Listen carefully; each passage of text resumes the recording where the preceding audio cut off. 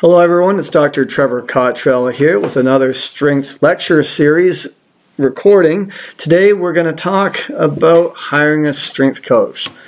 The title here, as you can see, is So You Want to Hire a Strength Coach. Joining me today is a strength coach extraordinaire, a fellow named Jordan Foley, who is currently the lead strength conditioning over with Athletics Canada. Jordan, if you could give us a little 2-minute background as to who you are and where you're from and what your experiences are. Yeah, first off, I don't know about extraordinaire, but more so kind of survival. That seems to be the name of the game in strength and conditioning, which we'll talk about a little bit later. My name is Jordan Foley. I'm a strength and conditioning coach, as Trevor mentioned. Currently, I'm the head strength and conditioning coach with Athletics Canada, working through the Canadian Sport Institute, Ontario. Previous to that, and not necessarily in a linear fashion, I've worked full-time at the high school level as a strength and conditioning coach, full-time in a collegiate environment, both at a college setting and a university setting. During that time, also contracted for some different national sport organizations on a contract basis, just doing a week here and there or some programming, and also worked at the professional level, working with the Canadian Football League and the Hamilton Ticats for a season. So quite a breadth of things, and some of the things that we'll talk about along the way for sure will show the differences and commonalities among those. Yeah, so how long have you been a strength coach all total? All total, doing it professionally since 2007. So it's 2018 now, 11 years. But it's really tough to define. We are going to define that a little bit later. I think a lot of us that have been doing this for a while and got into it organically started out. My first certification was in 2003, but even back to high school, I was writing programs and training my buddies. And into university, we didn't have a strength coach, so doing that and started out doing it there for the varsity team that I was on and friends and all that kind of thing. But I would say I've been doing it professionally for 11 years now. Yeah, so I invited Jordan on because he has lengthy experience, but he's not the only one in the field with that. But he is coached at the professional level, Olympic level, college level, university level, high school level, and some private, I guess, as well. So basically, he is coached in all the different environments where strength coaches are hired. So he has a good understanding of what the needs of all those different environments are. Sometimes some strength coaches are just from one kind of environment, so they may not have a good perspective of all of them. So the idea behind this lecture is we're trying to give people the tools they need to decide whether or not they're hiring a good strength coach, or letting them know the things they should ask or think about before hiring a strength coach. And I guess one of the first things you should define is perhaps what a strength coach is. So oftentimes people think of strength conditioning, they just think of lifting weights, and lifting weights is just like personal training, or some Joe at the gym who does his arms and chest every day, and that's strength conditioning. But a lot of people don't realize it's quite a bit more than that. So I've created a definition here. This is just my own little make-believe definition, where I describe a strength conditioning coach as someone who is a highly educated sport coach that specializes in working in a team environment, designing and implementing activities and exercises that will maximize the performance of an individual or a team. So Jordan, do you think I captured it there, or is there more to the definition, do you think? I think you captured a lot of it, and one of the things we're going to talk about today, as far as an addition, though, is it's very context-specific and very setting-specific. I like to think about a strength coach as an assistant coach, either with a specific staff or a couple of staffs, if you're working in a university setting, for instance, that specializes in strength and conditioning or specializes in the physical development of athletes. And then that can often slide across to the physiology and biomechanics needs, a lot of monitoring needs, tracking, and nutrition is a really common one if you're a strength and conditioning coach as part of a staff, if you're not working in a NSO or an institute type environment where you have a specialist for that. So for me, it's all about that integration, and then the actual specialties that you're working with and working on depends on that context that you're in. So do you think I was correct in describing that when people are hiring strength conditioning coaches, they don't always understand what a strength coach does? Have you experienced that? Yeah, 100%. And even for the person that is actually a current strength and conditioning coach in a particular setting, I think it's sometimes tough for them to actually accurately describe what it is, everything that they do, and the magnitudes of effect that they have in all those different areas. certainly when people are hiring, especially if we're talking in the Canadian setting where that might be the first time that that position actually exists at that institution, it's very difficult for someone to know actually what that position will be and what they want it to be. And that's often where the disconnect comes. It's all about people's wishes and maybe the fantasy of what they think that it might be somewhere else and what they want to create at their institution. So that disconnect often does exist. So when you're looking at hiring a strength coach, there's several environments where you may find strength conditioning coaches. Oftentimes people automatically think at the professional level, whether it's NBA, NFL, CFL, MLS, whatever it may be. But a lot of people may not realize that most Olympic athletes have some kind of strength conditioning coach. A lot of national sporting organizations, so NSOs such as Rugby Canada, Cycling Canada will have strength conditioning coaches. Even some provincial sporting organizations have strength conditioning coaches. Colleges and universities, so we're talking from Canada right now. Obviously in the U.S., universities have multiple strength coaches, but in Canada, probably, I don't know, would we say half, quarter of the colleges and universities anyway. Colleges it's pretty rare, but I honestly don't know how many universities we have. But if we're looking at people that are full time or mostly full time, and that's their predominant job, and they're working with the majority of their athletic department, we're probably looking at about 30 schools across Canada doing that. Yeah, that's just a guesstimate. Yeah, and so we have 18 here in Ontario, so that gives you an idea. It's not all of them for sure. High schools in the U.S., some high schools have them, not all of them. Often it's just the football coach who's the strength coach. Here in Canada, it's maybe just the private schools that have them. But you also find middle schools. In the U.S., some middle schools have strength conditioning coaches. Here in Canada, often it's a physical educator who has some strength training background if you're seeing any kind of strength training that's going on at them. And then you have your private shops, so your sports-related training facilities who specifically cater to athletes but may also have a bit of a personal training or general fitness component. Do you think that captures the majority of them? Is there anybody else missing on this list? I think that captures the majority of them. One of the ones that you're seeing now grow especially is those tactical populations. You see it in police, fire, military. Right. A colleague of mine, a friend of mine, just moved over to doing something like that here in Canada, working with the special forces, and they're looking at it as more performance training now as opposed to their old school PT. One of the things that I would add to what we're talking about here, though, and it's more so when we get into that middle school or high school environment or some collegiate environment still, is what is the person's prominent role and what are they actually qualified to do at a high level or the level that they're at. And a quick and ridiculous analogy perhaps, just because I check the oil in my car, it doesn't make me a mechanic.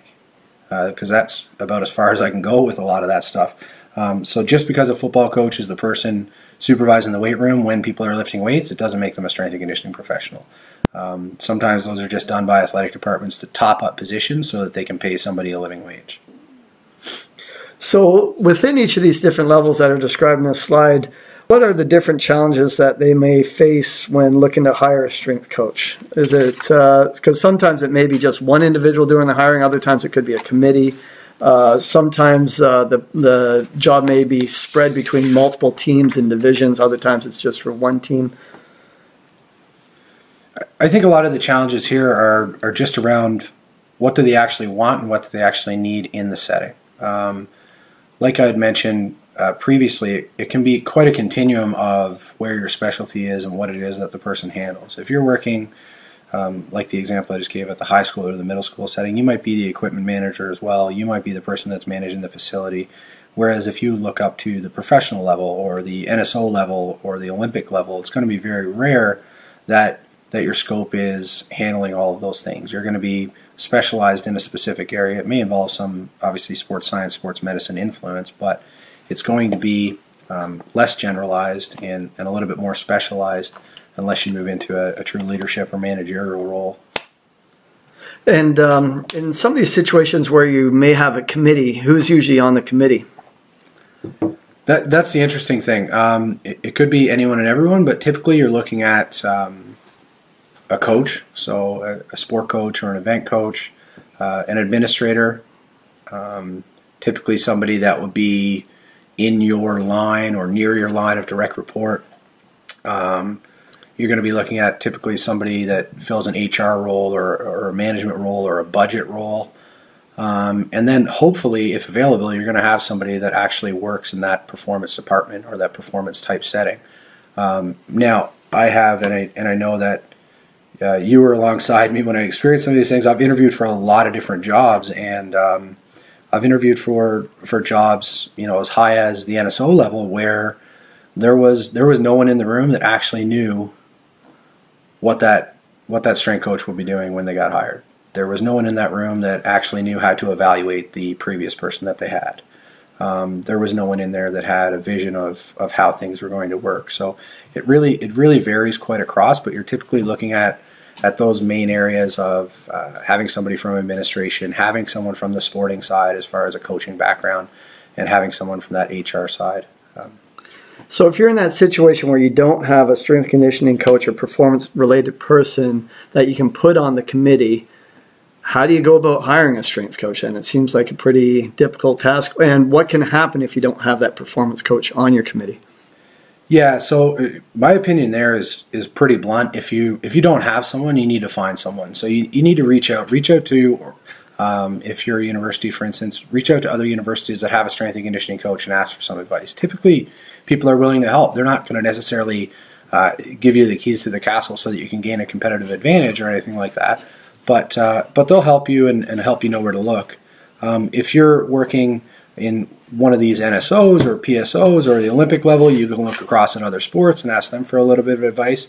But 100% my recommendation would be, if you don't have one of those people on staff or you don't have access to one of those people, you need to wait a few months, save that money that you're going to pay that person in salary so that you can pay a consultant to do this. And actually in a job that I interviewed for a number of years back now. I think it was about 5 years back. It was at a university here in Ontario.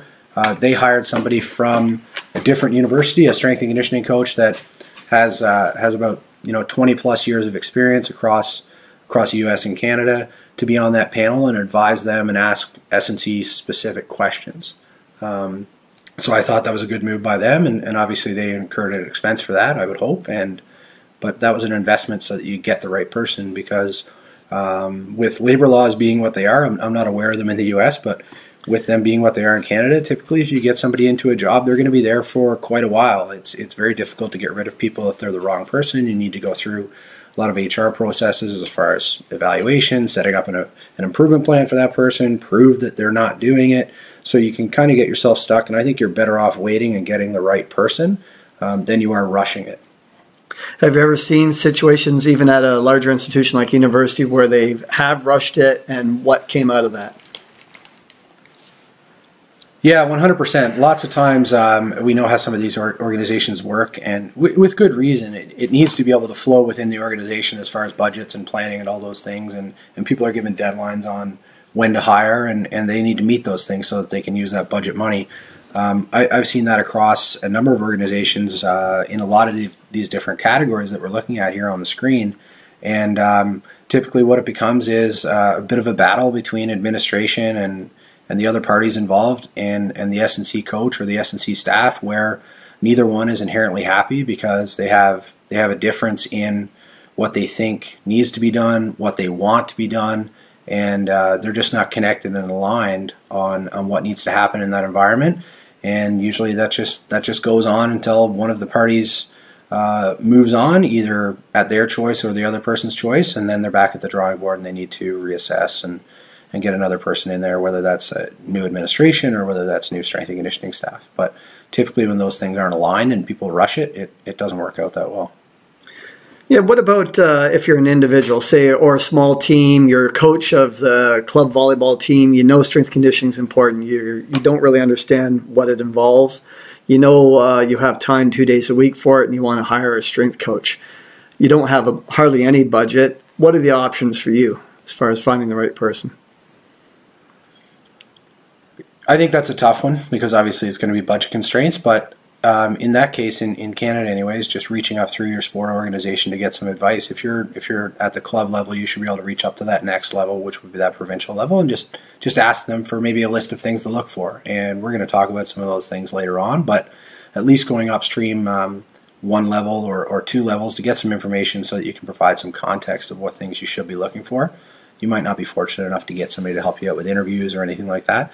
But I do know that happens. For instance, a friend of mine is the head strength and conditioning coach at a university here in Ontario, and I think it was last year or the year before, he was on the interview panel for the local minor hockey organization when they were hiring head coaches, and he was on there from a strength and conditioning perspective. So it is common for those things to happen. Yeah, and common. Is that common? I don't know. Is it common? Well, it does happen. I guess. When he told me that was the first time I heard of it. So I don't think it's that common, but certainly I think if you're a club and you're paying your dues to your provincial organization, you should be able to reach upward and get at least a little bit of advice. Whether that's an email with 5 bullet points on there, because some of these people, if you're a parent that's just doing the best you can managing a local club volleyball team, as your example is, you're not going to know what certifications to look for. You're not going to know what experience looks like. But just a quick communication from your PSO should be able to help you out. Good. All right. So that gives you a little bit of background. We've defined a strength coach and what the roles are. Hopefully you see in this list where you may fit if you're trying to hire a strength conditioning coach.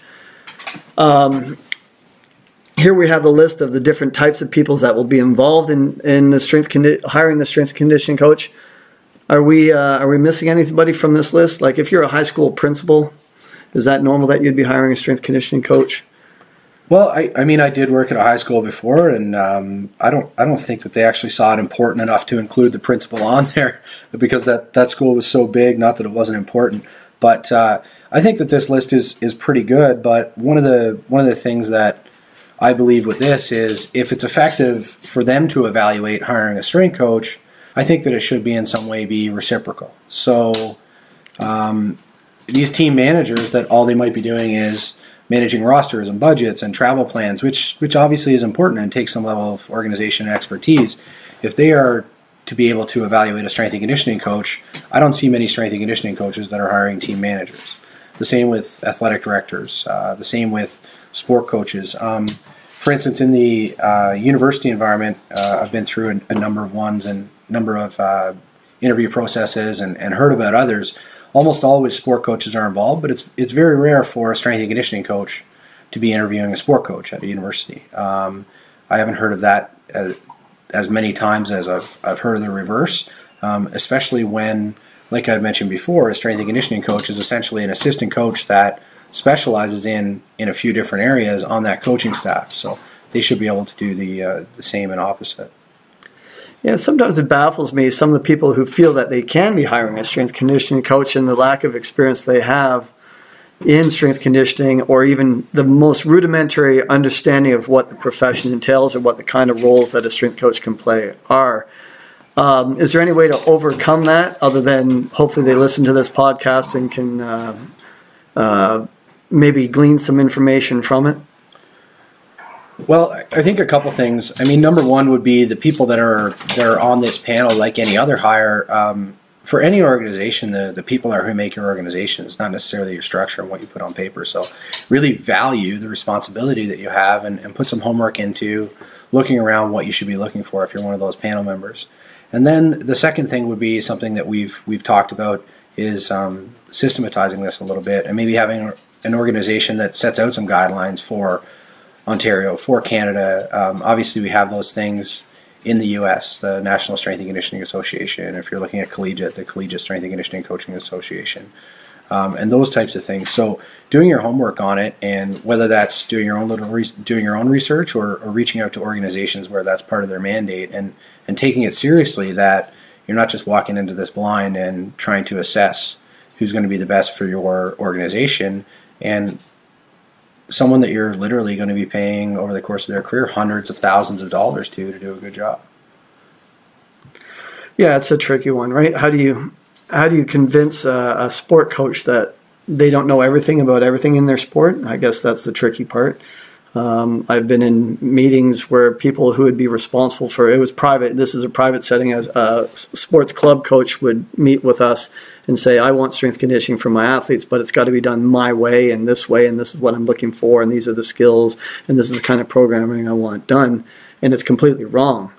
And it's a really tricky thing to manage because you still have to service this individual. You have to kind of give them what they want, but at the same time try and educate them on how they may be wrong and their viewpoint of what the role plays. So if now this person's on their own trying to hire a strength coach, you can run into, basically they might as well do it themselves, because in their eyes they already have envisioned how it should be done, and they're going to try and direct exactly how it's going to be done.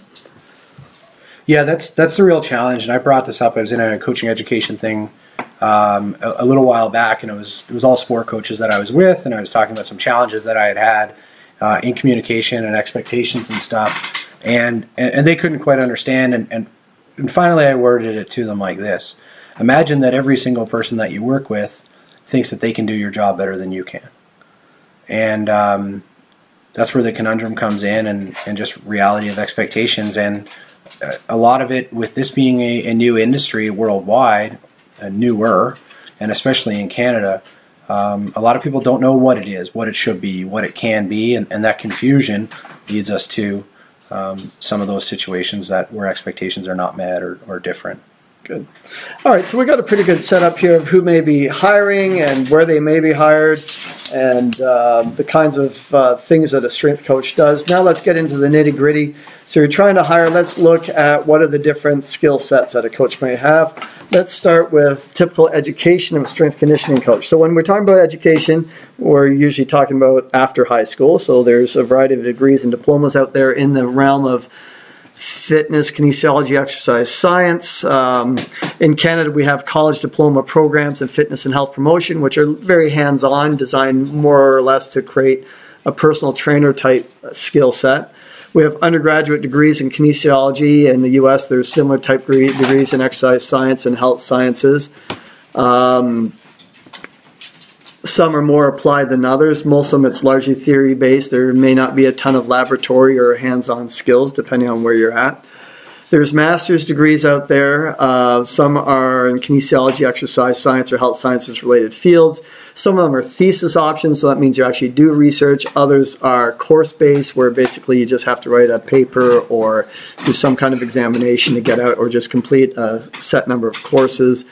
And then a doctoral degree, that's kind of the terminal degree in our field, where you've actually maybe done an extensive research study. It's usually 4 or 5 years of education and research. And but there's also the education doctoral, which could have more of a coaching emphasis or physical education emphasis. So if you're looking at this, if you want to hire a strength coach, I don't know, where do you think people should start? Yeah, I mean, as far as education, we're not going to talk about the whole education system, in length and how that may not be necessarily servicing the end goals of these things. But it's the baseline. It should be one of those things that's on the ground floor. So looking at somebody that's gone through and done that undergraduate degree in something that's related, for sure. I would expand that out. Sometimes a lot of great coaches come from non-health sciences related or non-exercise science related things, but they would have to obviously do some on their own so that they can bring up those areas. Where it gets a bit murky then is the master's and the doctoral, and are those things really, really needed? This is something that, both personally and professionally, that I struggled with. I didn't do a master's right after my undergraduate, and actually I'm still completing it right now. But it would be assessing whether those additional educational undertakings actually carry over to the environment that they look to work in. So how relevant is it? Is it relevant to have that person do a 2-year master's where they don't do any research, or if they do research, it's based upon a walking treadmill test for people with cardiac disease, these types of things that really don't relate to a performance environment, or if they're just in there teaching and TAing, or a graduate assistant in a bunch of unrelated 100 and 200 level exercise science courses, is that really going to help them be a better coach? So I think with those, it gets a little bit murky above, because I think education is a little bit of that just baseline for them on the way in. It shouldn't necessarily be a more is better type of thing. The other thing here, which I'm not going to talk about it in depth because we're going to talk about it a little bit more later, is what's actually needed for your setting. And then what's the corresponding value and pay that person expects based upon those qualifications. So we'll talk about that a little bit later. Yeah, because I imagine if you have a doctoral degree, you may not work for the same amount as someone with a college diploma. Is that what you're getting at? Yeah, I mean, I would hope so. If you have one that's valuable, where you learned valuable things that are going to allow you to be a better practitioner and have better judgment in more situations, I would expect that you would have the expectations on yourself that you're going to make more than somebody that's less qualified that can do less things than you. If you can't do more things and you don't have a higher level of expertise than somebody who has the college diploma, then I'm sorry, you probably shouldn't be paid any more than them, and you should probably be looking to try to get your money back or apply those things that you learned to a different setting, or just put those in your pocket as things that you did for personal reasons, and it was a good learning experience from a personal standpoint, but don't expect all of it to transfer directly over and have other people value it in a professional sense. All right, so if I'm an athletic director, or if I'm on a hiring committee, or if I'm a coach and I just listen to this, I still wouldn't know what academics I'm looking for here. So give me a scenario and give me the academic credential you would expect and why. Okay, yeah, so for almost any of these, I'll talk about all of them in general and then as we go up. If we're looking at now in the state of the industry, you're looking at, I'm going to say most because there are some exceptions, but with very, very few exceptions, at all of the levels that we discussed, you're looking for somebody with a related undergraduate degree. Like I said, there can be exceptions, but we're looking at somebody with a coaching-focused degree, a kinesiology, exercise science, health sciences, physical education. I have a bit of love for the physical education degrees just because of the practical components of those and maybe because that's what I did. And then if you're looking at different levels from there, so that would be adequate for sure at the high school level and I think in a lot of cases at the university level. Once somebody accumulates a decent amount of experience, 3 to 5 years actually in a full-time setting, then maybe explore an area that they're very, very interested in and further their education and explore a master's degree that's actually going to be applicable to either the setting that they're in or the setting that they would like to grow into. Then if we're looking at accumulating either even more research or even more experience, another few more years, and they can explore those things further in an educational doctorate or a PhD, or potentially after that master's decide that what they really, really like is the research route or the sports science route and maybe explore those doctorates earlier on. But I think that it needs to be looked at in that way instead of how can we rack up as many letters behind our names right off the bat before we even start out and then try to walk into an entry-level job with very little experience and expect top-notch pay because you have a PhD. So is there an area in strength performance coaching where you think a PhD would be really, really beneficial, or let's just say even say a master's? Is there a certain type scenario where you should expect to have that? I'm not the person, I'm hesitating because I'm not the person that's kind of deciding this. I think the answer is maybe. If it's related to the challenges that they have every day in their job, you're looking at maybe in these very applied sports science types environments at the NSO level, at the Olympic level, some university settings, it could be valuable to have that graduate work so that you have some more depth to the academic background that you have, and maybe you're actually the content area expert in something, force profiling. If you did a ton of research on that for your master's thesis and then did a doctorate on that, and that's something that you use a ton in working with cycling or track and field or a pro football team, that certainly could be useful, but like anything, I don't think that it's an absolute guarantee. If you have a master's, then you can work at the Olympic level. If you have a PhD, then you can be a sports science performance director type thing. So I think it's still a bit murky, unfortunately. Yeah, and unfortunately, that's the way it is, and that's the way these degrees are set up. There's just if you're hiring and you're looking at the master's degree, just understand that in Canada, there's really no master's degree that really specializes in human performance. So if they have a master's degree, the odds are pretty good that it wasn't even in a performance-related field, or at least one that's applicable to your scenario. So it's really easy to get excited by that. It implies a maturity. It implies a learned individual, a person who's able to maybe think at a little bit more detailed level, use research and problem solving, but it doesn't mean that they really know more about the strength conditioning. So if they have that master's degree, they better have matched it up with some other skills, and so we're going to go on to that now. So speaking of other areas, or do you have more to add to Yeah, well, the education thing, it's funny. I forget about this and then think of it again a few times a year, but this might have been 7 or 8 years ago now. I was exploring doing a master's degree myself, and one of the people that I was talking to about was you, and I don't remember if you said this, but you said explore something and then explore a thesis topic so that you have a good answer to the following question, of course paraphrased. You're in an interview setting for a particular job and somebody on the panel says, describe to us the work that you did during your master's and your master's research and how that is going to positively impact how you do this job or how it positively impacted your field in a progressive way. If you don't have a good answer to that, you probably just spent a lot of money to not get any further ahead. And from a hiring standpoint, if somebody doesn't have a good answer to that, guess what? I'm not putting them in the pay scale for somebody that has a master's degree. Because I would just classify that as something that they did for personal learning and maybe personal development and not necessarily have an impact on how they're doing the profession.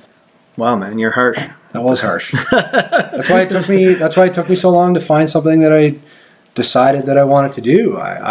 You know, there were a few times where certainly it held me back along the way, but when I really looked at it before I committed to doing one myself, which has taken me a while to be fair, but I was looking at if I stopped doing what I'm doing now and I was already well entrenched in a couple different full-time strength and conditioning environments, if I stop doing what I'm doing now and go to school for 2 years, am I going to be 2 years further ahead or am I going to have a bigger impact on the industry? And I couldn't find an answer.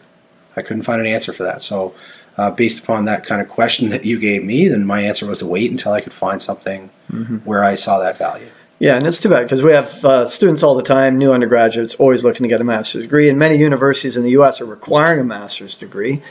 But you got to understand that the undergraduate degrees in the U.S. are very liberal arts based, so they may actually have only 8 courses within their field of expertise when they graduate, which is pretty weak compared to at a Canadian university. If you're in a kinesiology program, you'll have out of 42 courses, probably 26 or 28 of your courses in your field of study. So it's a very general undergraduate degree down there. So they need to have some amount of specialization to move into some of those university settings where they may have to deal in a greater sports science, sports medicine context.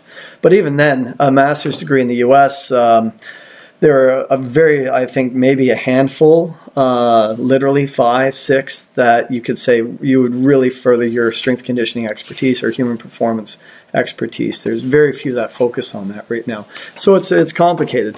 If you leave the country, in UK, Ireland, and Australia, New Zealand, there's a few more there. But within Canada, USA, there's not a lot of options. So it's basically a warning sign not to get too excited about the master's degree. It's a nice icing on the cake, but there's other things you should consider. Speaking of other things you should consider, now that brings us to certifications. So if you're hiring, you've probably already figured out that the NSCA, so the National Strength Conditioning Association, CSCS, or Certified Strength Conditioning Specialist certification is kind of like the standard out there. Everybody asks for it. I'm not sure if you understand what the NSCA does or how it sets up its credentialing process, but basically it's a not-for-profit accredited examination authority that allows for granting of a certification. Has a fairly rigorous panel that creates these certification examination procedures and reviews it regularly. There's a great amount of quality control that goes into the examination. So it's a good standardized test that exists. And it's one of the main ones folks are aware of. But there's other ones such as the Collegiate Strength Conditioning Coaches certification. They have a couple different ones. The entry level is the Strength Conditioning Coach Certified. So this was kind of a branch off organization. They weren't happy with the NSCA. They didn't feel like their credentials were tough enough or rigorous enough or applied enough to a collegiate environment. So they created their own. And in theirs, what's good about it is they actually have a true practical exam where you have to face a panel and answer a lot of questions and show that you can do the job fairly well. So those are kind of the main ones that you may have been exposed to, the NSCA, CSCS one being the major one. So Jordan, what's your rant on the CSCS? Do you think if you have the CSCS and undergraduate degree, are you ready to go?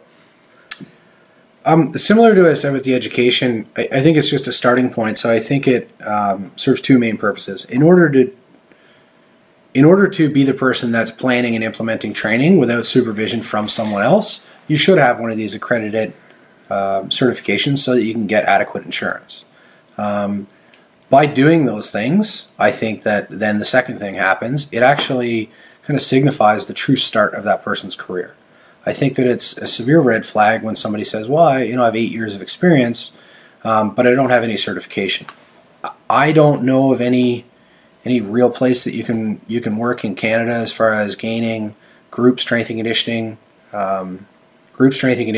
insurance without having an accredited certification. So I think that it's good for that as far as signifying the start of that person's professional career instead of just dabbling around in it and counting years back in high school when you were working out with you and your buddies as part of your career. So, but beyond that, certification, I think it's just that. It's the baseline for some sort of liability, but it does not ensure expertise, and I would say in some cases you're just hoping that it ensures competence. So it's a long way of saying no, maybe not. Yeah, no, maybe not, but I think you need to have it. Yeah. So you know of some coaches who've been in the industry for a while who don't have it. Yeah. Why do you think that is? Is it because they just don't see a value, or? Well, again, it's a pretty new industry in the grand scheme of things. So I don't know what it was like 20 years ago or 30 years ago when some of these people got into it. But it just might not have been a thought to them. They might not be somebody that went to university, so they can't get one of these certifications. Or they might have been far enough along and have enough what I call career momentum that there's no reason for them to stop and do these types of things. Where the challenge with that would be is if you're somebody that wants to go against the grain and hire someone like that, you're really going to have to show due diligence on your part to your organization or to kind of a court of law if something wrong happens, that you did your due diligence in ensuring that this person that doesn't have what most other people have in that environment is actually competent and an expert so that they can handle those things. So are you thinking of the university in the U.S. who last year a little bit of rhabdomyolysis? Turns out that this coach wasn't certified, and that got in the news, and that became a big issue. And that's fine, but I know a lot of strength coaches that aren't CSCS certified are actually pretty good coaches. Yeah. And they can work pretty well with most team environments. So what's the big deal? Do you need it? No, you don't. Why do you need it? Need kind of indicates that the answer is if you don't have it, you can't do it. So no, you don't need it. As far as a recommendation, if you want to put the odds in your favor to actually get one of these jobs, or if you're somebody that's hiring and you want to put the odds in your favor as far as due diligence from a litigation standpoint and just from an ethics standpoint, I would say it's better to go with it than without it. Mm-hmm. In my experience, those individuals who don't have it, it's kind of like you described, why don't they? I know a lot of young individuals in the coaching field who don't have it because they're afraid of studying for it. They were never strong students. They didn't get top grades in their exercise science curriculum, and the idea of passing the theoretical portion is daunting. And quite honestly, those individuals, yes, they're okay coaches, but they cannot be the ideal candidate to go on, especially lead a program or grow a program, because they'll always be limited by that theoretical component. They will never be able to converse at a higher level as part of an integrated team, or move up working with higher level athletes where they may need some more sports science related work. What about the CSCCA credentials? Have you had a lot of experience working with those individuals? I don't, in truth, and not many in Canada, don't know. Really. Well, there's not, because you can't get it in Canada. Yeah. So there are no, as far as I know anyway, so if anybody involved in that organization from a high level is listening, a friend and colleague of ours named Steve Lidstone, he works at Brock University here in Canada. I think at the time he worked at McMaster University, investigated us being able to explore this certification as Canadians working in Canada, and I think at the time it got stonewalled as far as there aren't any official mentors in Canada to be able to supervise the hours that you do. So essentially you would have to quit your paying job and go and do a volunteer job in the US to do your mentorship hours and explore it that way. That was the last I'd heard of it. So I think it would be something interesting for us to look to explore. But that being said, with somebody with experience across a bunch of different disciplines, the collegiate setting is not every other setting. So I know that now in my setting, I do a ton of things every day that I never thought that I would be doing when I worked in the collegiate setting, as far as coaches managing different aspects of the programs, or the coach-athlete relationship, or that coach-athlete support staff relationship. It's a lot different. So I think that it's great, but it probably should be called U.S. collegiate Strength and Conditioning Coaches Association because that's where it is. And bit of a chicken or the egg, right? Can't get certified unless you get experience. Can't get experience unless you have certified. Yeah. What about the European and Australian, New Zealand strength conditioning credentials? Again, I'm a Canadian guy, and I've been educated in Canada, so not a ton of hands-on experience with those personally. I do know some people that have gone through the UK SCA certification and said it was quite comprehensive and quite difficult. But then a lot of the challenge with that in an organization is who has the time or money to administer those things? Is it truly better than what's out there? Who are the people that are assessing the other coaches? Do they have the right to assess other coaches and affect their career? So it becomes very challenging. And then the other one that's been around for quite some time and has some good international recognition is the ASCA, the Australian Strength and Conditioning Association. And that's leveled out, and I don't know a ton about that as far as any more they can read up online, because I don't know anybody that's personally gone through it. So I don't know the truly robustness of that system and how they're evaluated along the way. But we've talked about this and doing this in Canada, and it's one of the reasons why the NSCA is set up the way that it is. It's very difficult to get out into a practical setting and have enough information to be able to effectively evaluate a coach. You know what it's like. You can walk into a weight room or walk out onto a field and see something going on, and you're like, I'm not sure if I would pass that type of behavior, pass that type of implementation, pass that type of coaching, but you don't know the entire situation. Context, so, do we have the time and resources to put somebody into an environment for that long so that they can effectively evaluate? So it becomes pretty challenging. So if you're hiring a strength coach, though, and they have UKSCA or ASCA, would you call it an equivalent? Would you be okay with that? Yeah, I think we're looking at those as equivalents to the NSCA, the CSCCA type stuff. So now in Canada, there really isn't anything other than the NSCA type credential. Canadian Society for Exercise Physiology, also known as CSEP, has a certified exercise physiologist, and they advertise themselves as having an athlete coaching, performance coaching aspect to it. Would you agree with that? Have you worked with many with that credential, and do you think it is equivalent, or it does meet the needs for the industry?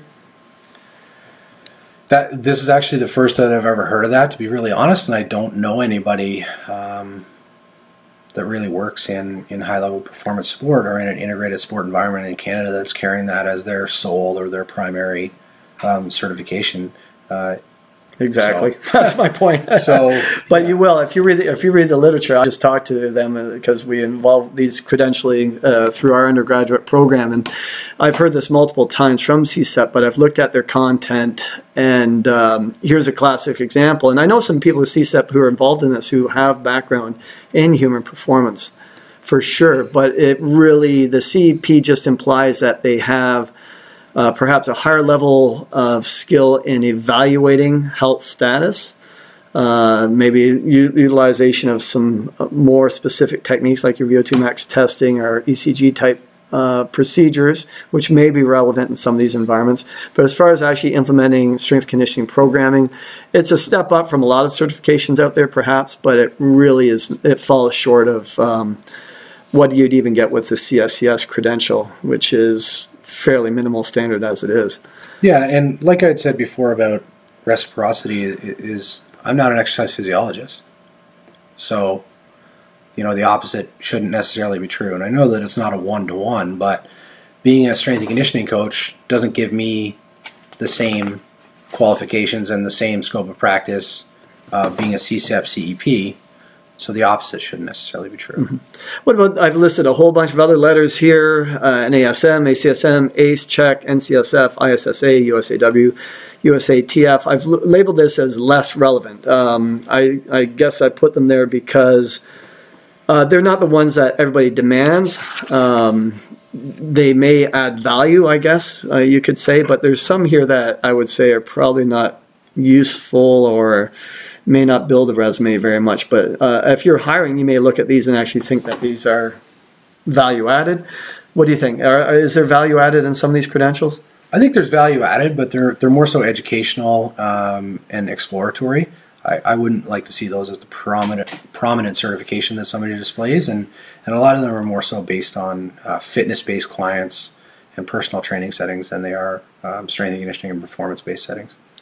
What about the track and field or weightlifting credentials? Yeah, so I mean, I love those. I've gone through the Canadian version of both of those things. But certainly as a strength and conditioning coach, I think that's for me expanding my expertise and expanding my breadth and depth in those specific areas. But there's nothing in there that teaches you how to tile those things together into an overall program and all the things that you have to manage as a strength and conditioning coach. So I think those are things that you do to specialize and gain a little bit more in those areas. But again, I wouldn't want to see those as a prominent certification that a person has. If we look to any other profession, you're not looking for people to piecemeal things together so that it shows they can do that profession. You're looking for them to have that professional certification or qualification and then diversify out from there. So if we had to conclude as far as credentialing, so if someone has an undergraduate degree, they have a CSCS type certification or equivalent, and maybe they've shown some ongoing specialization in learning and a few other certifications, that would be value added and that may indicate it's a better candidate. Would you agree? Versus somebody that doesn't, 100%. I think you check those boxes and you move on to the next step. All right. What is the next step? Okay, experiential learning. So I would state that the strength conditioning coach as a profession, the only way to get good at it is doing it and doing it under good mentorship in the right environments. Generally, I've listed the common paths here. 1 to 2 years internship is common. Sometimes that's paid. Most of the time it's unpaid. Then often you start off as a part-time contract type person. Then after 3 to 5 years, you're in a position to be a good strength conditioning coach.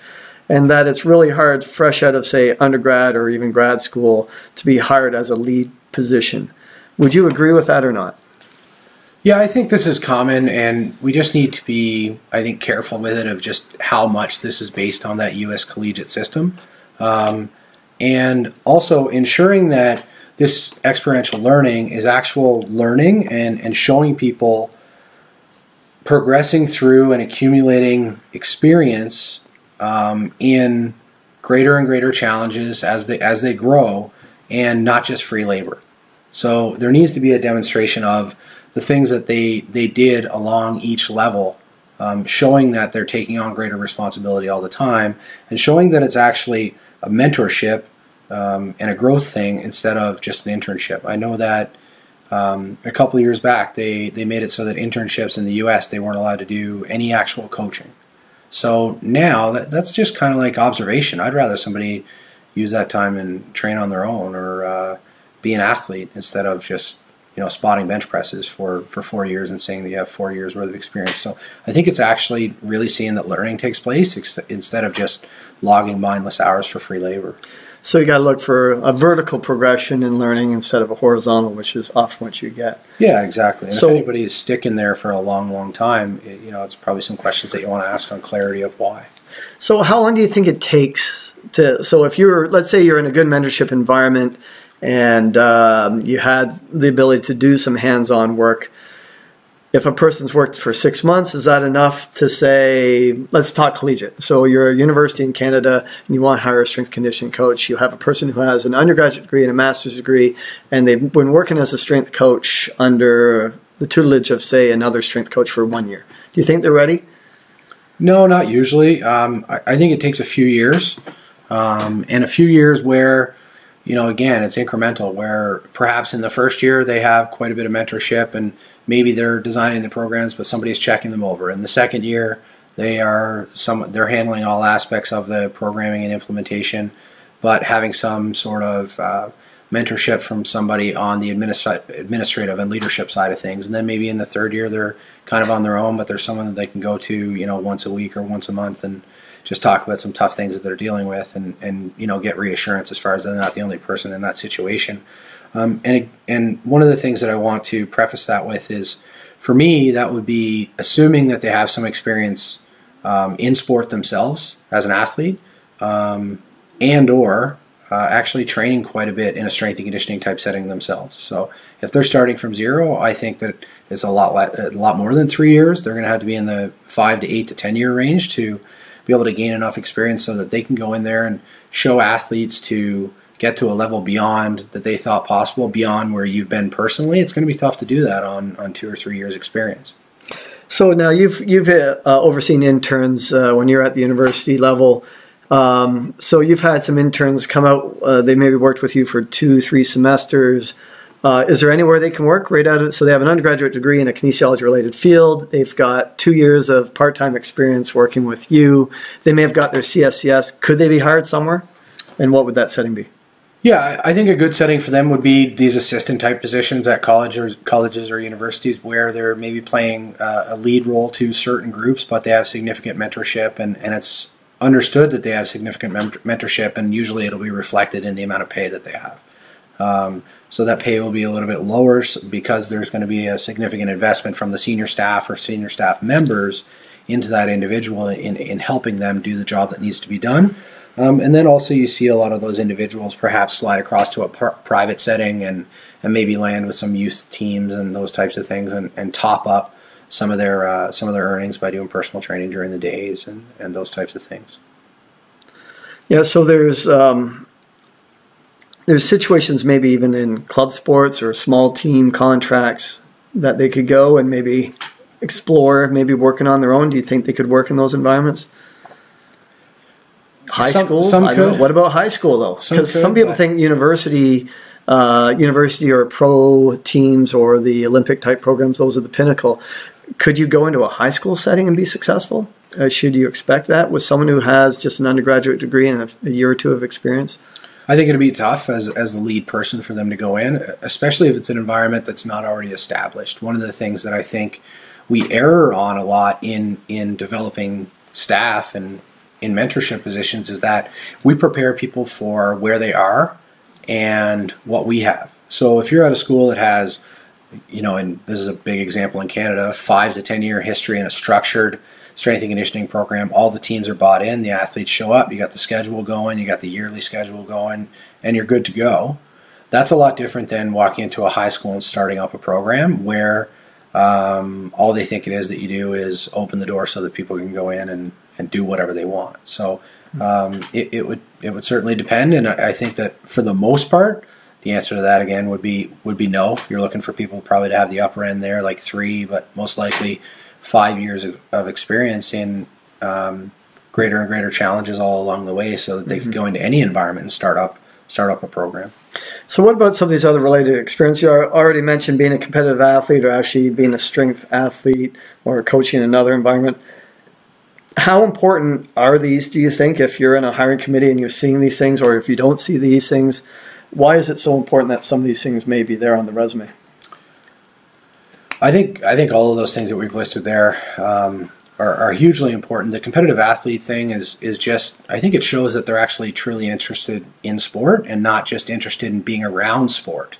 It shows that they've been through some of the things that they're going to ask athletes and coaches to be a part of. It helps you a ton with your buy-in and your street cred if you have that experience as an athlete, if you have that experience as a strength athlete. And I mean, I have some experience as a strength athlete, but it's essentially like a failed athlete, or I took it as far as I could in team sport, and then I really like training, so I transferred over, and anybody can be a strength athlete because there's no actual ground floor to it on the way in, but it's given me a lot of knowledge on how to be really into that development of strength, how to be really into the programming. It's helped me with buy-in along the way, and it helps me actually have a passion for training. And a lot of the best things that I learn in my own training or when I'm thinking during my training. Most commonly, I have a notepad or a whiteboard in the weight room where I'm training, and all of my best ideas that I get for how to modify the training with the people I'm working with at that time, it's during a workout, and I'll run over and scribble it down. So it's more of living it and trying to gain some experience where it's not a one-to-one. I don't think an hour of training on your own is as valuable as training a team for an hour, but you're getting something out of it, and it's better than not doing it. The sport coach and the teaching and leadership piece, I think that's huge as well.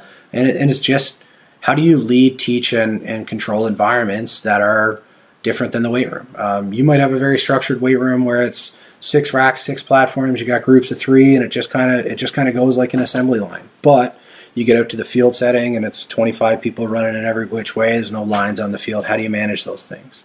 the teaching and leadership piece. How do you get people to understand what you want them to understand? How do you get people to believe in what it is that they're doing and get them to believe that it's their idea so that they'll work extra hard?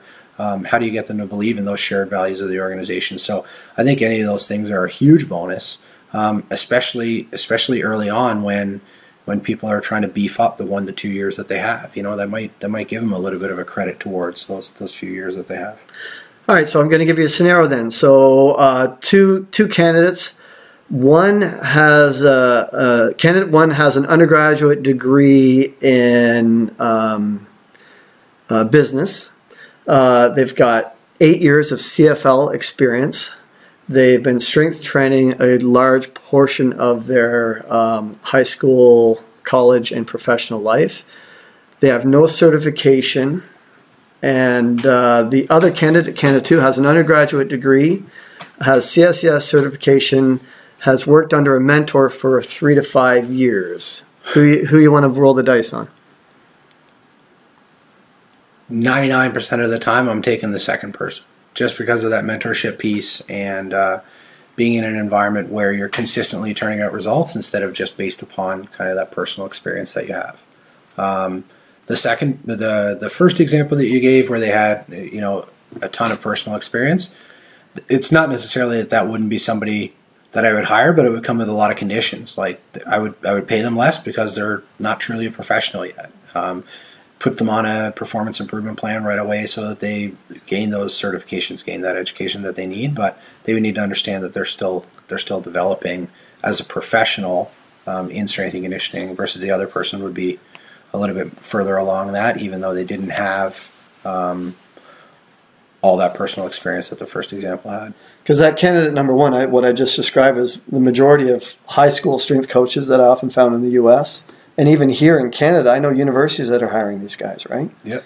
And the problem is that you're getting someone who may have certain experiences that have precluded them to be successful, but they don't understand the actual greater scope of what they're doing and how to do it in different ways and with different populations. So that's to me, that's a red flag. If you're specifically just going in that direction because, hey, they're ex-CFL, that's just because you've had a heart attack doesn't mean you're a good heart surgeon. You may have a good understanding and empathy towards what it is, but it doesn't mean you're quite ready to do that yet. Okay, so this kind of summarizes what we've talked about as far as academics and experiences.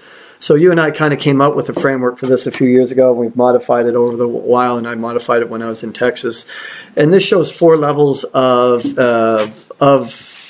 hiring, I guess, that you could see. In this case, it was a private organization, but you could apply this to a lot of different organizations.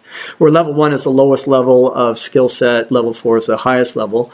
And level 1 would indicate an intern, someone who's unpaid. So this is maybe someone who's just finishing an undergraduate degree or recently finished an undergraduate degree, doesn't really have much strength conditioning background, but may have hung out in the weight room.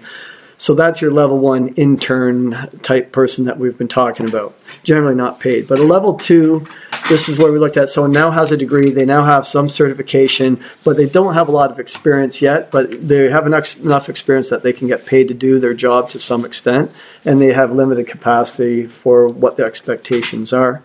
Level 3 would be now you're a lead strength conditioning coach or a head strength conditioning coach. You'd be paid full time. You have that degree. You have the certifications. But the biggest difference is you now have probably 2 to 3 years experience. So we show here the 4,000 hours of practical experience.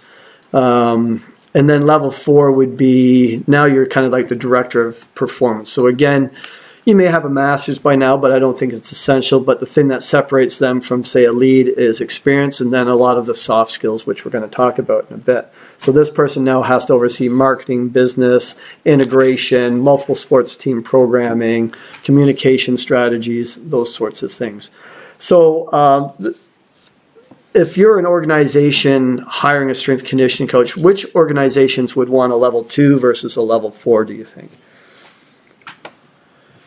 Well, number one, we had talked about here, I think it's the key is for the organization actually to define what it is that they want and then match it up with this. The level 1, level 2 would be bringing somebody into an established environment. So bringing someone in where there's already a senior practitioner working, or a senior practitioner just vacated and they can just take over on a lot of those things and put their spin on it. if we're looking at the level 3, 4, the more senior level practitioners, we're looking at people coming into like a true high performance environment where, and I'm defining a high performance environment where the small things are no longer really making a difference. You're coming in to try to get that fraction of a percent, in months or years, and trying to get towards those results at the professional Olympic level. For level 3 and 4, we're bringing people into difficult environments. So environments that may be very difficult politically or administratively. Environments where you have really high level and expert and challenging sport coaches. It'll take a higher level of maturity to be able to deal with those people so that everyone comes out on the right side of it instead of it just being conflict over and over. And what about pay structure for each of these? Is there a kind of a pay structure you follow if you're looking at these different levels? Yeah, I know we've discussed this a ton, and I think a large problem that we have in Canada for sure is pay and budget are basically used as the same word. So whatever the organization says, okay, we want the world, and this is our budget, and that's what we're going to get. Whereas really what they need to be is looking at and doing a needs analysis from the perspective of what do we really need, and then how much is that going to cost. If we're looking at these, the level 1 example, typically those people are working, I would say, minimum wage or getting a stipend. Level 2, these people are looking at that range where they're in the, if they're working for an organization, not including facility costs, they're in that $20 to $30 hour range, or they're looking at 30 to 40K a year type thing in Canada. And then level 3, we're looking at huge range, 50 to 75K, and then level 4, you're probably looking at an overlapping range, 60 or 65K plus, up to probably 80, 90. When you're looking at those higher levels, you're looking at a lot of other things that they're responsible for, potentially responsible for revenue generation, potentially responsible for managing an integrated support team or support staff, looking at facility management and those types of things. So huge ranges, but certainly if you're looking for someone to come in and work with your entire varsity program at a very high level in a collegiate environment in Canada with several teams that are looking to compete for national championships, you're not getting that for 40 or 50 grand typically. Yeah, and that's what I find happens, especially in Canada universities. They're looking for level 4, but they're willing to pay level 2 or 3, right? Yeah, and nobody ends up happy. No one ends up happy, and it just ends up being, and a lot of times people will say what they need to say to get that job, and they commit to something that is impossible. Like, it's impossible for somebody to commit to doing that and do that on their own, really, truthfully.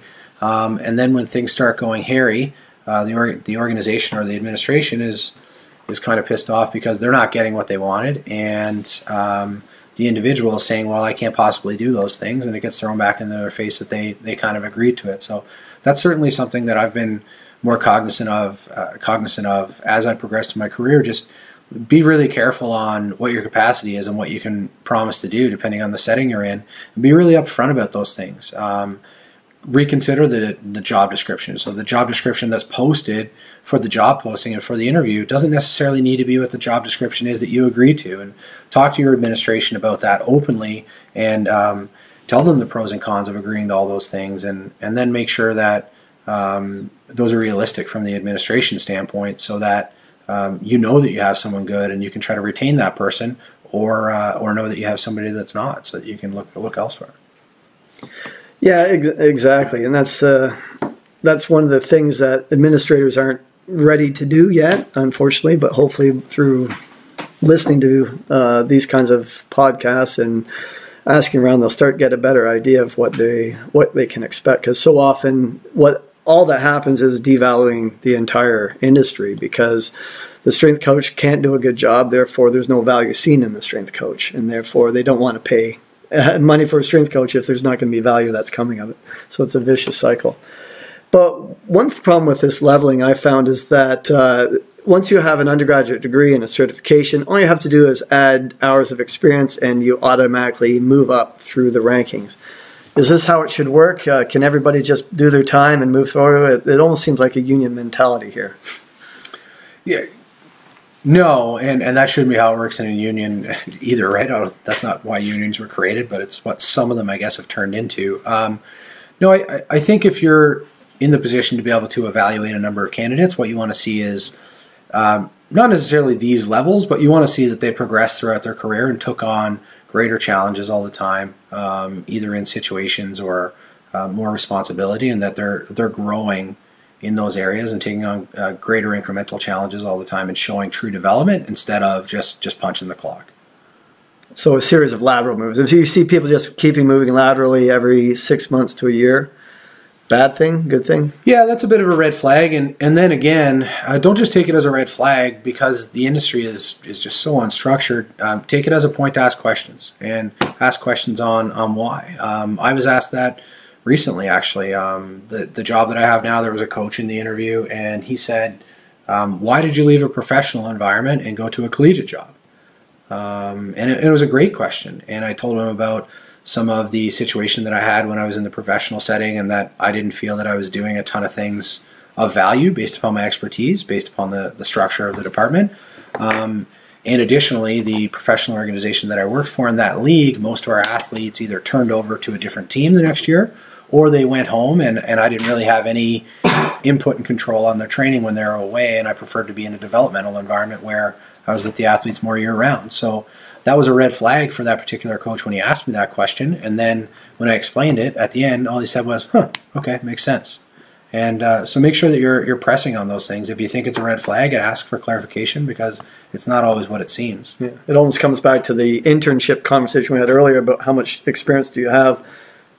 If someone's jumped from internship to internship and they've done 16 internships and they're all just 2 weeks long, can you really add it up to a true experiential event, or is it just people jumping from internships to internships?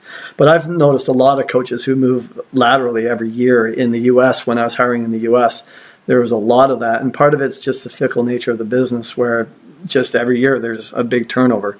But if they're not moving vertically, that is a sign that maybe they aren't getting things done at a level that they should. You know, 1 or 2 moves laterally is not bad, but if they've got every year an assistant coach type role and moving across the country, zigzagging across the country, doing the same kind of job, that's a sign that something might not be quite right there. Should coaches just figure out when it's time to get out of the profession, or should just if they give time, they'll figure it out? Are some people not cut out for this profession? Yeah, 100%, and I think it's both. Like, some coaches might choose to gain a little bit of experience and really grind it out. Like, sometimes I've thought that this is kind of a young person's profession, and I wonder how I'll exist in it and how I'll want to evolve personally and professionally to do this, you know, as I get a bit older and with a family and those types of things. But I also think that it's part of our role as people that are a little bit more senior practitioners. Part of our role in mentorship needs to be to advise people and push them out of these things. Because the general public and a lot of administrators and hiring can't necessarily discern these things, it needs to be us and say, this might not be for you. And get those people out of the profession. Not that there's gatekeepers or anything, but if we give them that advice, perhaps they might say, you know what, I've been interned at 4 different places and everyone keeps telling me the same, and I've not been able to develop these traits that people want and need. It doesn't make you a bad person. It doesn't make you a bad anything other than perhaps maybe not a great strength coach in that environment. And I think it needs to be beyond some people to encourage people to look elsewhere to get their happiness. And maybe their happiness might be coaching a sport. Maybe their happiness might be working part-time, volunteering with strength and conditioning while they have a day job, something like that. But I think it needs to be on us as mentors to advise people of those things as well, because it needs to be realistic. And we can't be advising people to stick around and gut it out, volunteer essentially, or make barely living wage for 5 or 10 years and then they can't ever get a job. Like, who are you helping there? Yeah. So now let's talk about specialization. So oftentimes when I'm interviewing, I'll ask someone, so if you had to describe yourself as a specialist in one area, what would you describe? And a lot of strength coaches are hesitant to answer that, because basically you're painting yourself into a corner as soon as you do that. But the reality is that everybody kind of has something that every strength coach has a certain area where they've been mentored the most or spent the most time, and therefore they tend to be most comfortable. For me, obviously, strength and power. I believe for you, you would agree, strength and power for yourself as well. But there's some coaches you know that are just really good at speed and agility and maybe not as good at strength and power. And there's some coaches who are really good on that therapeutic, functional movement, movement correction side, movement assessment side. And then there's some coaches who just love the testing and monitoring aspect of it. They like the evaluative component. Can any coach be a specialist in all these areas? Yes and no. I mean, it depends on who you define them as a specialist compared to. But if we're talking about a specialist, so that you're delivering, industry leading or world class service, yeah, you could be, but you'd be about 85 years old. Just because it takes so much time to really invest in the practice and the implementation of these things to become a true expert and a true specialist. So it would just take you 4 or 5 or 6 times as long, depending on how many areas that you want to be a specialist in. So I would be weary of that for sure. Yeah, the reason I bring this up is because a lot of people hiring strength conditioning coaches don't realize that there are kind of these kind of subspecialties within our industry. It's never indicated on a resume per se, but you have to look out for individuals who may specialize in one area versus another based off their experiences and mentorship. And actually ask this question, because if you're a university strength conditioning setting and you hire someone who specializes or been most trained in that functional movement therapeutic background, that may be a pretty significant mismatch. Would you agree? Yeah, for sure. And then also, this comes back to the evaluation of what you truly need. I would argue in a lot of settings you don't need anybody that's really a specialist in any of these. If you look at the high school setting, if you're a really good generalist in all these, then you're probably going to do a pretty good job with those athletes. Most of them are playing a sport year round, so you're only training them a few times a week. You're not killing them in the gym or on the field anyways, in a general sense. And being really honest about that in your evaluation. The challenge is there are a lot of the people that are going to be doing those evaluations think, we have a top 10 in the country basketball team in Canada. We need somebody that's a world expert in all of these things. No, you don't. You need somebody that can string the things together to be able to support the sport coaches program. So. Can you think of any sport that may want a specialist in one of these areas, like where you probably want to search for one versus the other? I mentioned football, maybe strength and power, speed and agility would probably be the way you go, although some people would argue that. Could you think of a setting? Yeah, absolutely. I think if I use 2 main divisions, if I look at court and field-based sports that run their competitive season or a series of competitive seasons for the majority of the year, I think that a generalist would be just fine.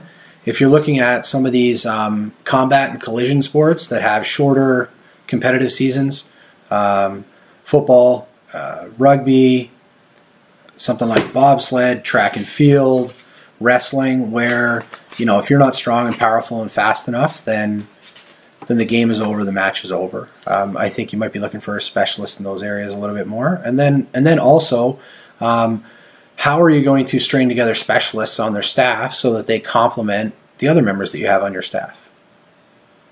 Yeah, that's a good point. Yeah, if you have the budget to have a series of different positions, it'd be ideal that you could have specialists in each area. Yeah, and then in the name of, I guess I was going to say reality, but in the name of truth, we love to argue about the times that it's not true, but if we look at the research, both clinical, and experiential, the most research is behind developing strength and power for sport performance. So if I'm biased, that if I'm hiring anybody that has a specialty in one of these, then I'd probably go there in most settings. And that doesn't mean that they can only be that. I'm looking for them to have some breadth across the others, but that would probably be where my bias goes. And like I said, it is potentially biased. Yeah, it's kind of the nature of this industry that you're able to make someone stronger and more powerful. It kind of helps. All right, so now talk about soft skills. So soft skills, we're talking about those skills that aren't easily measurable, those personality factors that can determine success or failure at a certain job. So I've made a list here. I'm not sure if you've had a chance to study this list or if you agree with it, but trust from an athlete, there's research on this showing love and trust as being very important for any kind of coaching rapport with the athlete. Being able to motivate, being able to lead, at the same time being able to manage almost a group, or it could be a small group or a large group or within a business setting. Being able to communicate effectively verbally and in written form, show empathy, being able to vocalize, so actually being able to coach with command. I know a lot of young coaches have a problem with that. So within these soft skills, would you see certain settings where these soft skills are more applicable to the others, or would you want to add to these soft skills at all? It definitely depends on the environment, but every environment that I've been in, these are extremely important.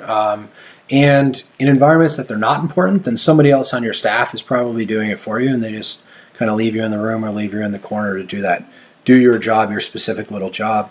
One of the reasons why these skills are so important is that this is a people industry, and it's coaching first. And a lot of coaching is just getting those athletes to want to do what you think you need them to do to be better at their sport through training. And because it's that people first and coaching first industry, those relationship pieces are key, and all of these things that are listed here are key to building those relationships. The other reason is that, and I'll use myself as an example, I've worked in a lot of different settings across 10 plus years, and I've had a lot of people say, wow, Jordan does a great job. I would say a fraction of those people, like less than 5%, ever witnessed me doing my coaching job in person ever. And that's kind of ridiculous. And I'll take it. I'll take people saying that I was doing a good job so that it would help me keep my job and get other opportunities. But most of what we're judged as coaches is a lot of the things that we do outside of the X's and O's of strength and conditioning. So it's those talks that you have with administrators, with other sport coaches, potentially with parents. If you're working in a university setting, donors, recruits, alumni, all of these things, and these soft skills really lend themselves well to having good relationships and good conversations with those people, so that then it allows you the opportunity to do your X's and O's job. So if you're hiring, how do you evaluate these soft skills? And is there ever a situation when hiring that they put too much emphasis on the soft skills instead of hard skills?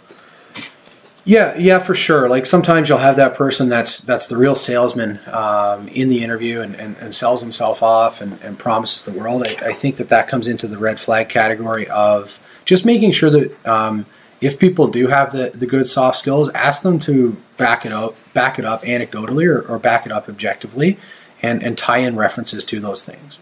One of the things that I think is really key in an interview, and I've always done as a candidate, is anytime that I've provided an example that I think was a really good selling point towards getting that position, I attached a reference to that. And then make sure that the candidate, and this is what I would do myself in the past, and I'm sure I'll do it in the future, is offer up all of those references for things that you actually gave as a selling point. So don't just have the smooth salesman approach and allow people to do that in the interview. Make sure that you're having them attach it to things that are concrete and experiences that they've had. Yeah, because I've been in hirings where it just, the majority of the committee, because they didn't understand the profession, just went purely with, oh, they seem like a really nice person, or I'd like to have a beer with them type scenario, when that's a really dangerous thing to when you're dealing with a strength conditioning profession, because there's such a large amount of hard skill that's necessary in order to do the job well. Absolutely. Like the soft skills are what allow you to kind of get your foot in the door and be able to work with these athletes. But if you don't have the hard skills, sooner or later, usually sooner, especially the higher level you go, they're going to realize that you're not somebody that can help get them as an athlete where they want to go and where they need to be. And there's kind of the age-old thing. I don't know what the exact saying is, but if you have someone in a professional technical industry and the first thing that somebody says is, oh, he's a nice guy, or they're a really nice person, that might be problematic. Good. So now I think we've given them a lot of things to think about as far as the qualifications necessary to do the job and how to evaluate the needs of the people hiring and then search for the right person for that. Now, if we're going to put out a job ad looking to hire, where do we start? What do you start with? Do you just, typical, I want someone with an undergraduate degree and a CSCS and 2 years experience, just leave it at that and see what you get? Or should you be a little bit more analytical? Again, I think you got to do your homework on this and don't be in a rush, as we talked about before, and look across to organizations that are, you think, similar to yours and in a place where you want to aspire to be to, and look at the qualifications that they would have listed. Do some research on it. This is something that I've done actually over the last number of years is whenever there's a job posted, just save the job posting so that you can have those commonalities. And if there are things that, if they're asked on 9 out of 10 job applications, then I'd probably list that on the one that I'm posting at the organization I'm at. So make sure you do your research on it and look to places that are similar to where you are and places that you aspire to be. So what about the sampling training plan? You often see, give us an example of the workouts you designed, or here's a scenario, create a training plan for this scenario. Are those things effective? Yeah, I think they can be effective, but I think I would rather just ask for unedited training plans that they've used in the past. So define the situation that you created the training plan and then submit a training plan that you already have. Instead of creating this fictional situation which may never ever exist in reality ever again anyways. And also it's not that people shouldn't have to do a ton of work to prepare for interview situations, but how much work is realistic? And are you just then judging the person on how much they're willing to beg, borrow, and steal and put into a package and hand it across to potentially people that can't evaluate the difference between package A and B anyways? And then what I really, really prefer is, along with the asking for programs that they've actually used in the past, is to ask them to do something on short notice, practically right in front of you. So if the interview is an hour and a half, 30 minutes, typical HR sit-down type stuff, then say, here's a case study, you got 15 minutes, I want you to design a bit of an outline, design a bit of a workout, and we're going to go into the gym and there's 5 people in there waiting for you and you're going to take them through. And I know for some people their head's about to explode. They're like, oh my God, that's a crazy stressful situation. For people that have experience in this, this, kind of our job, right? Yeah, like that's a lot less stressful than sitting around a table with 6, 8, or 10 people judging you based upon things that you don't actually do. Yeah. So, yeah, and it's not always a realistic scenario, but it's a really good scenario to have. Because so often I've seen people just grab canned programs from XYZ source and submit it. Or I've seen people who've been willing to put in 20 hours into a yearly training plan that they can show off compared to another coach who doesn't have that 20 hours before the interview to put that in. And they're judging it basically, oh, wow, they did a really nice color coding of that YTP table. You see how clean and neat it looked. Right? Now that's a factor because it shows caring and it shows effort, and that's great. But it's hard to hire just based off that. Yeah, exactly. It's, again, like what's actually going to affect on the ground floor of what happens when you hire that person. Is it going to be the fancy package, or is it going to be the adaptability that they have in all these different situations? And then the point here, again, is that you need a strength coach to evaluate. No sense having them submit all this stuff if you don't really know how to evaluate it. And I know I've been asked as a consultant to come in and review some of these packages, and boy, one comment I had from it was an athletic therapist saying it just didn't look quite right. It seems to have checked the boxes, but doesn't look quite right. And I read it, and it was atrocious. It was not even within a ballpark of a reasonable program. And so it's really important that they involve professionals in the area reviewing this and giving them feedback on these kinds of programs. Absolutely. And then, because that's challenging, then you don't know what your audience is. I've submitted things before. One was for a collegiate job, and the administrator got on me really hard asking questions about how I'd be able to take the whole team through this. And honestly, after talking them down off the edge, it was kind of, well, that's not the scenario you gave me. This scenario was for a championship soccer team, and this was for third-year athletes that you define at a high training age.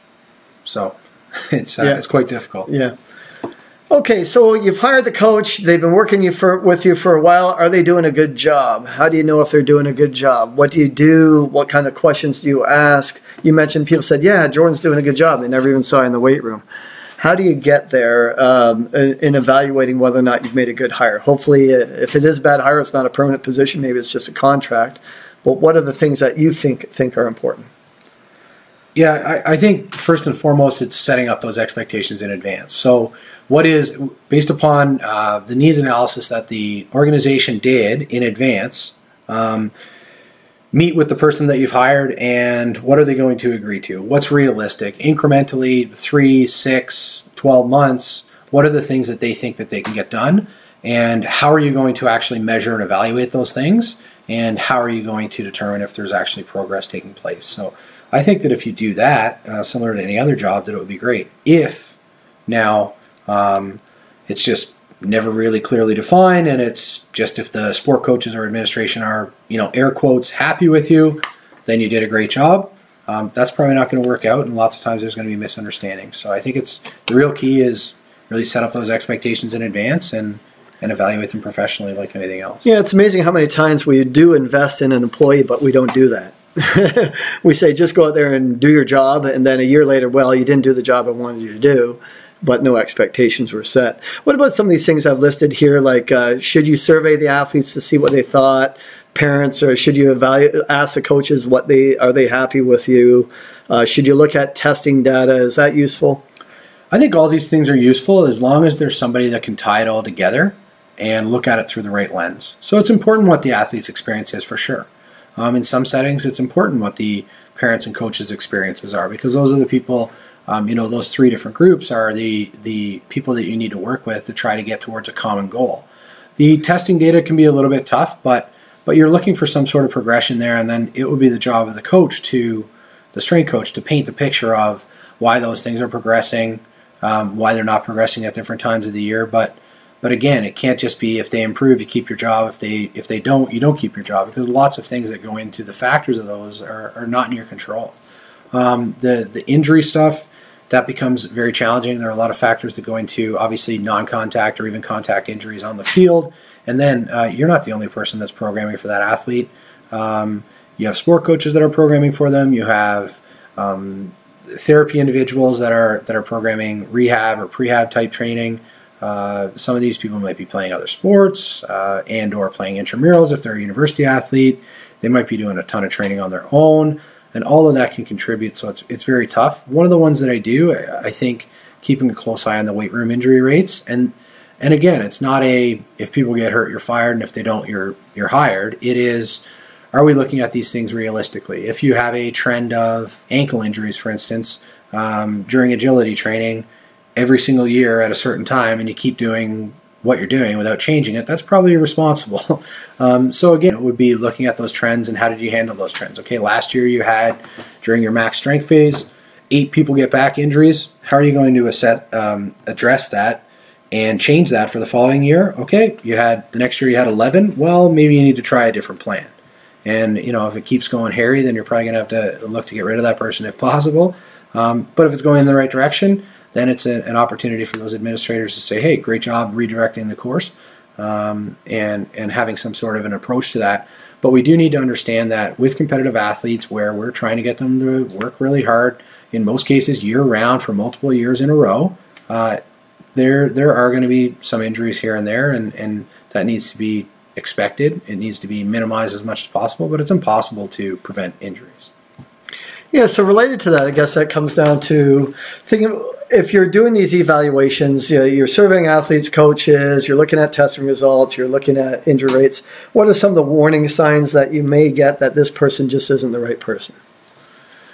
Well, you got some up there, but some of the ones that I would say is short internships, so people that are just visiting places and probably not having any role in actually planning or implementing training. I think that would be a bit of a red flag. And not a red flag that they can't do the job, but a red flag if that's the only experience they have. No mentorship or coaching tree. So who have they really trained under? Who has been somebody that's an expert in that area that's really provided them guidance on how to deal with tough situations? I think overpromising. You'll have people do this in interviews all the time. Yeah, absolutely. I can train your 700 varsity athletes 3 times a week by myself, and you can pay me $50,000 in a Canadian example. And that's an actual example that I had in an interview one time, and I fought back against that. And they actually had an external person, a strength and conditioning coach from another university, on the panel for that. And I was speaking to him about it after to get some sort of feedback, and he told me that once I said that I did not have that job. When they discussed me as a candidate after the fact, the administrator that was in charge of the hiring simply said, we are not hiring that person. So conversely, I'd be careful of somebody that promises to say that they can do that. Let's say that were possible. You'd be in the hospital because you're mentally ill and physically exhausted after about 6 months of doing that job. Probably it just wouldn't be possible. I know the scenario you're talking about. What happened 1 year later? Yeah, 1 year later they had to hire somebody else. So and then they hired somebody that was I think a 75% assistant. So they went from one person to 1.5 people and bumped up the pay of both people. So and decreased the expectations. Yeah, there you go. Surprise, right? One of the other things too that I think is a huge red flag is, and this is classic, anybody can put down 3 to 5 references that are going to say good things about them. It is what were the reasons why you hired that person? If you, let's say you agreed you're going to hire Trevor. If you said, I really like the example that he gave about the time that he worked at Alabama, but he doesn't have a reference there from Alabama. Or I really liked how he dealt with that difficult situation when he was working with the swim team. Well, he doesn't have a reference there from the swim team. I think that asking them to attach references and attach objective things to the main selling points for that candidate is a great thing. And if they don't do that, then it's a warning sign. Mm-hmm. Then within the context of watching a guy coach as well, or woman coach, what do you think about some of these things on the list? So coaches that scream a lot. I know some people just love. He's so high energy. He gets the team going. He really fires them up. Is that a good coach or is that a bad coach? It seems like it's counterproductive in this day and age. I mean, it can be, but I don't think that that's a long-term strategy. Again, we're working with people. We're working with humans. Sometimes people are going to need a pat on the back or a kick in the butt to get going. But if you have to yell and scream up and down to have people work each and every day, I don't know how good of a long-term strategy that's going to be. We all know, and we've known for a long time, intrinsic versus extrinsic motivation, and we want to educate and empower athletes so that they have that intrinsic motivation and make sure that those are the people that we build our rosters with and recruit, instead of people that you got to yell and scream to have them do everything. A couple more, like the sharing of programs. People act like they have the trade secrets of the world and that everything that they're doing is novel. Most everybody that I know in the industry, they're willing to share things, obviously with care, because there's some private things as far as individuals and medical information and all that, but there really aren't any secrets, and it's just how you're doing it in your environment. So yeah, I like that. Memorize the dictionary but can't write a sentence. I don't know if I've told you that story before, but you'll interview these individuals, and on paper they look really good, and you talk to them and they use all the big words over and over again. They'll, of course, core activation, glute activation, neural preparation, correctives, facilitation. They'll keep blah, blah, blah in these big words. But then if you ask them actually, well, tell me what your progression is for teaching someone how to do a lunge, or what is your speed, what kind of speed progression do you follow for new young athletes who have been sprinting but maybe not of doing it well, and all of a sudden, again, goes back to facilitation, core activation, neural prep, da-da-da-da-da. Those are the individuals who have memorized the dictionary but actually can't put ideas together. So that's a common thing I see out there with hiring, and I get that kind of stuff all the time. Also, when you're looking at program, be wary of the 40-minute warm-up individuals, those people who create the most elaborate dynamic warm-ups. They'll call them ramps, they'll call them neural preps, they'll call them whatever fancy words, and they'll put everything except the kitchen sink into this warm-up and then leave 10 minutes for actual loaded sets. And they're doing that again because they aren't confident in their actual programming, and they're just grabbing at gadgets and gizmos thinking that, well, I'm going to maybe prevent injury possibly in some way, and therefore that's a good thing. And then also coaches who just never load. I've talked to, especially in certain sports, soccer's one of them, they just soccer-specific coaches, oftentimes I've found, just they don't want to go towards loading. Loading, no, we're all about movement correction and movement skill, and we're really about preventing injury. Well, that works great for about 6 months for a lot of the population, especially younger athletes, but after a period of time, you got to load, or else they're not going to progress, they're not going to get stronger, more powerful, or be able to prevent injury anymore. And so be wary of those individuals who can't load. So anything there you disagree with?